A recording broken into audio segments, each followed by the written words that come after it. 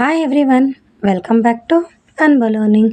ಇವತ್ತಿನ ವಿಡಿಯೋದಲ್ಲಿ ನಾವು 8th ಸ್ಟ್ಯಾಂಡರ್ಡ್ಗೆ ಸಂಬಂಧಪಟ್ಟಂತಹ ಚೋಳಾಸ್ ಆ್ಯಂಡ್ ಹೊಯ್ಸಳಾಸ್ ಆಫ್ ದ್ವಾರಸಮುದ್ರ ಈ ಲೆಸನ್ ಬಗ್ಗೆ ಡಿಸ್ಕಸ್ ಮಾಡ್ತಿದ್ದೀವಿ.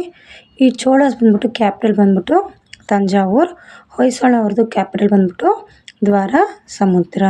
ಸೊ ಏನೇನಪ್ಪ ಕರಿತೀವಿ ಈ ಲೆಸನಲ್ಲಿ ಅಂತ ನೋಡಿದ್ರೆ, so expansion of the Chola empire and their contributions to different fields.